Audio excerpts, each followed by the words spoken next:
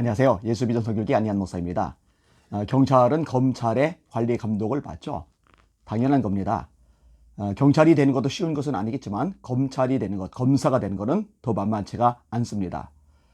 사법고시를 예전에는 통과했어야 되죠. 지금도 마찬가지예요. 사법고시 통과는 아니지만 법에 대해서 굉장히 공부를 많이 해야만 합니다. 그런 다음에 검사가 되는 거예요. 법체계를 꿰뚫어 보는 사람이 관리 감독하는 게 맞는 거죠. 그러니까 경찰이 검찰의 관리 감독을 받게 되는 거예요. 근데 현 문재인 정부는요, 검찰을 찍어 누르고 경찰을 높이려고 합니다. 검찰을 찍어 누르고 경찰을 높이려고 합니다. 왜 그러겠어요? 간단하죠. 검찰이 눈에 가시인 거예요.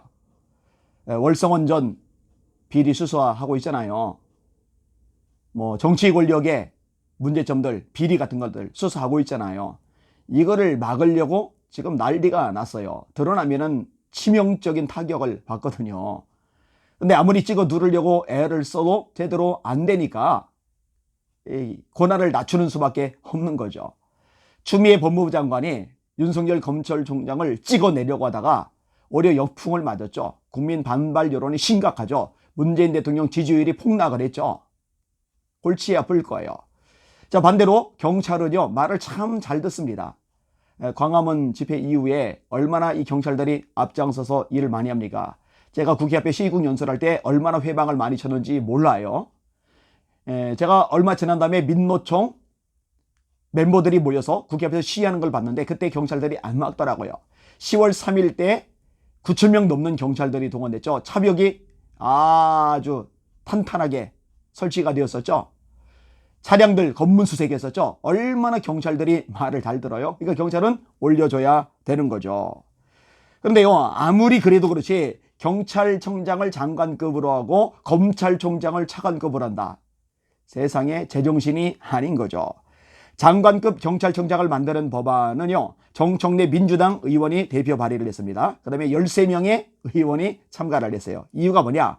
검경 수사권 조정으로 경찰 책임이 커졌다. 검찰과 균형을 이루고 상호 견제해야 한다. 그게 이유랍니다. 정말 어이가 없죠. 반대로 장관 대우받는 검찰총장을 차관급으로 끌어내리는 검찰청법 개정안은요, 더불어민주당 김용민 의원이 발의를 했습니다. 이유가 뭐냐? 검찰총장이 경찰청장보다 높은 지위를 인정받을 이유가 없다.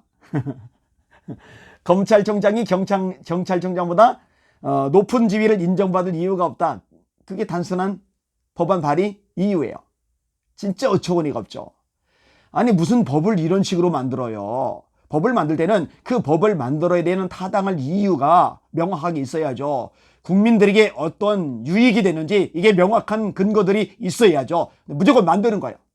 경찰은 우리 말 잘 들으니 높여주고 검찰은 우리를 힘들게 하니 찍어내리자. 이 논리밖에는 없는 거예요.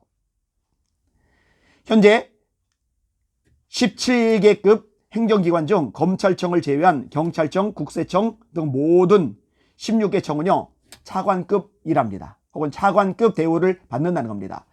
검찰청만 사법을 어쨌든 전체 총괄하는 입장 중에 하나이다 보니까 장관급의 대우를 하는 거죠. 근데 이거를 뒤집어 엎겠다. 말이 되질 않는 거예요. 아니 경찰청장을 장관급으로 올리면은 왜 경찰청장만 올려요? 경찰청장하고 같은 위치는 다른 기관들 있잖아요. 국세청장도 있고요. 이런 청장들도 장관급으로 같이 올리죠? 말이 안 되잖아요. 또 웃기는 게 뭐냐? 경찰청은요, 행전안전부 소속입니다. 행전안전부 장관이죠.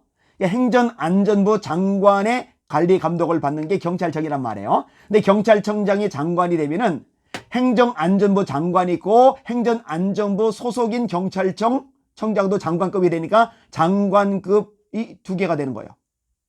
하나는 소속이고 하나는 관리 감독하는 위치인데 도대체 생각이라는 걸 하고 사는지 알 수가 없어요. 분명하게 드러난 게 있죠. 법이고 뭐고 없는 거예요.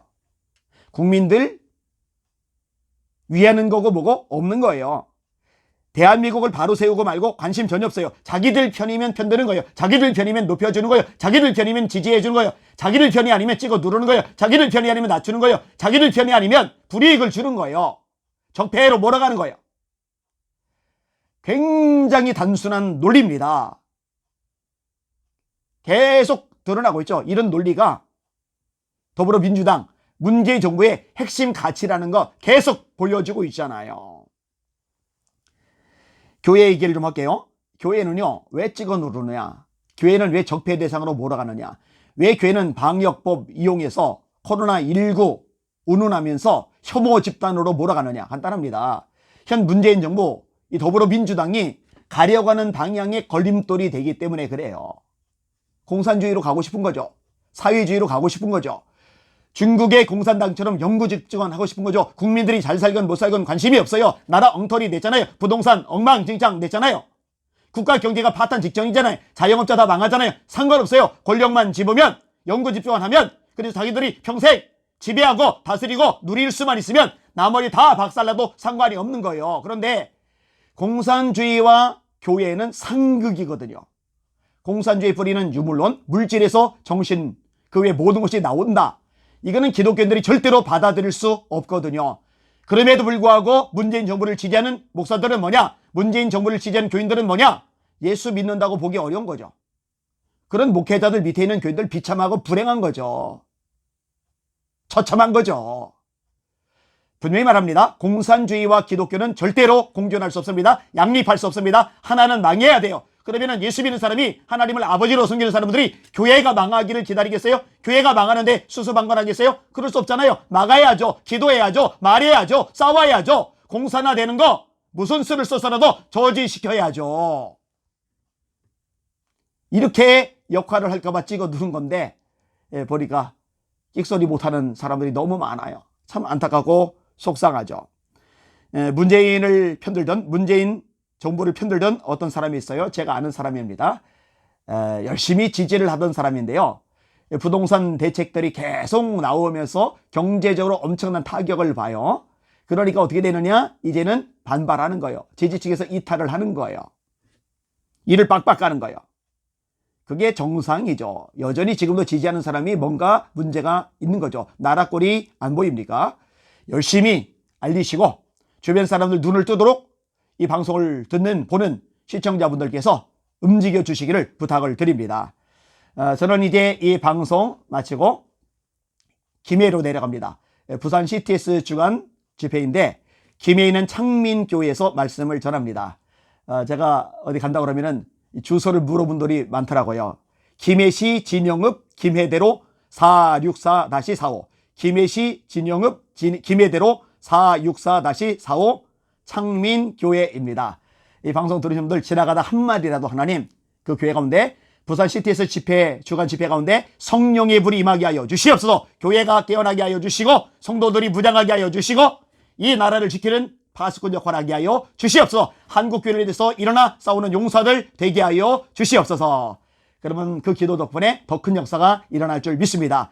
새로운 한 주가도 낙심하지 말고 주저앉지 말고 맥 빠져 있지 말고 전능하신 하나님 바라보고 기도하면서 힘을 내시기를 바랍니다. 예수님의 이름으로 승리하시기를 축원합니다. 할렐루야.